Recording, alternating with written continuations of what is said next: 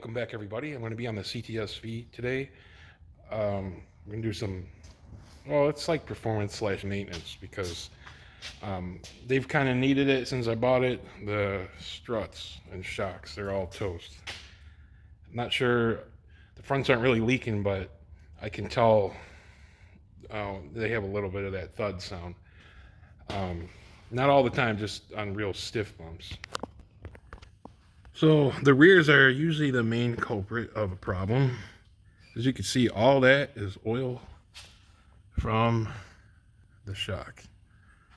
Same thing on this side. This one's not as bad, but yeah, they both need it. And the fronts, they aren't really showing leaks, but like I said, maybe the gas charge is done.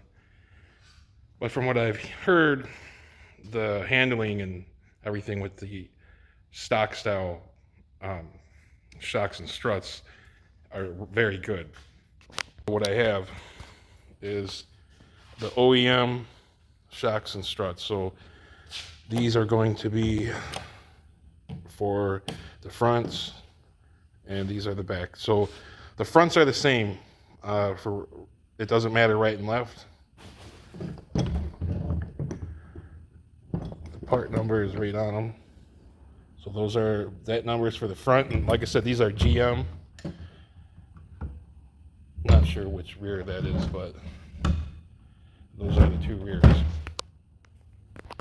So I'm gonna split this up in two. I'm gonna do the rears because for today that's all I have the time for, but it'll probably max out on time anyway. So I'm gonna do the backs and then I'll do the fronts a different day, but the backs are quite a bit easier than the fronts because you need a spring compressor for the front. Not to mention, I would do the fronts today, but while it's out, I have upper control arm bushings I was going to replace. So, you know, they didn't come in today. So those have to wait because you have to put the control arm together outside the car onto the bracket that holds the front. So we're just going to do the back. All right, so as you can see, the bottom, you just got this one bolt there, but then you got 3 bolts inside the car. So to get to those, we have to get inside the car. Also in the trunk, there's some bolts just to take the seat out. Once you take the seat out, those bolts are accessible, and then it's pretty much, you know, cake from there. All right, now literally to get this back seat out, you're just going to grab under the seat and pull up. I already popped it loose, but there's no, other action than just pulling it straight up. And then the whole thing will just slide right out. Now, after I slid that out of there, as you can see, there's 1, 2, 3, 4 bolts there.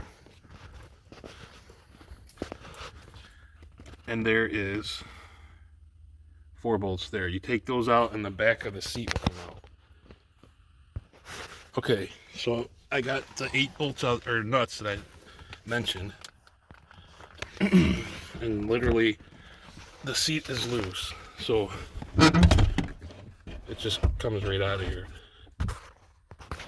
Okay, so I unplugged this from the harness to show how it works. So this has this black piece on there. Okay, it's snapped in like this when it's on there, so it's not on all the way yet. Okay, so you're gonna take this off and then push this in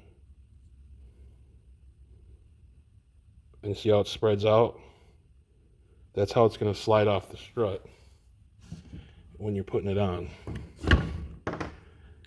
So it's a lot easier to show you out here than in there.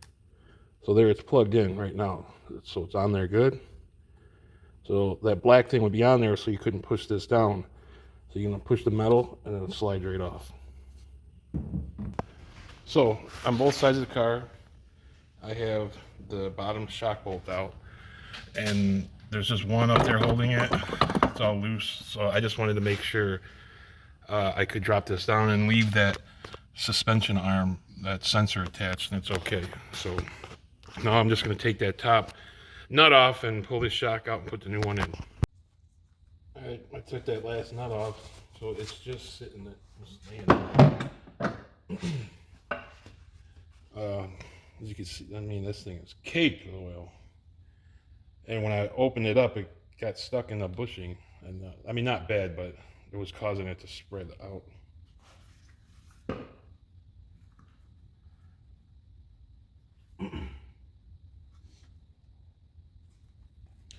So there's that. So based on the top, I have to put the, there's a right and a left. So two studs towards the back. Okay, I got all three on both sides, nuts on, the connectors back on, and then I didn't show to take this off, but this piece here, wherever the hole is, there's push pins that hold this in wherever the hell that went. There's one. These big, there's two big ones, one here, and I'm assuming one's gonna line up here. Yeah.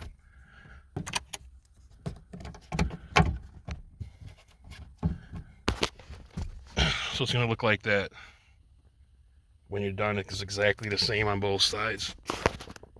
So with those top nuts on, I'm gonna raise the control arm to meet up with the spring, the bottom of the spring here.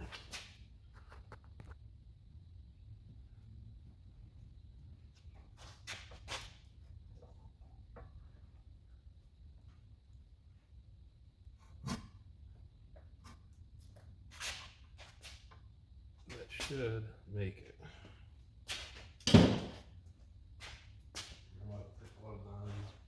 Bolts pretty greasy. And these have a nut right on the base of the shock.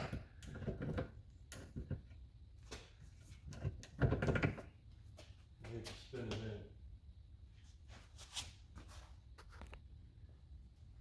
So what I did is I just slowly spun it, and it went right in the threads.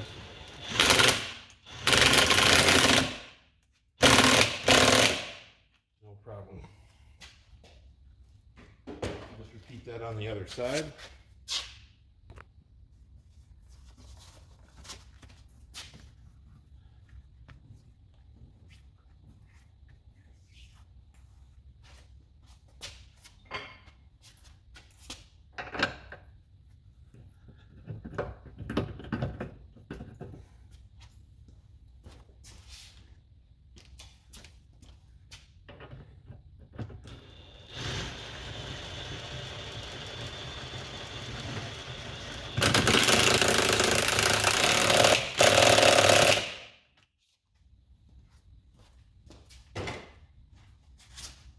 And that's it with the bottom.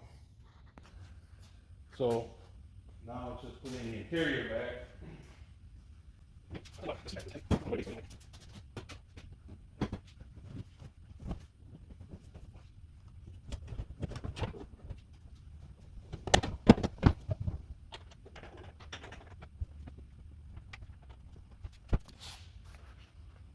So you see it went through all those slots, and now I got the nuts started on the inside. I just got to throw these 4 nuts on and just tighten them all up.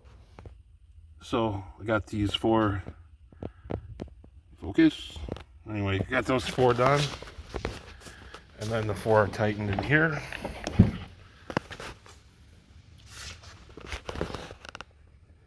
And now it's just pop this seat back in.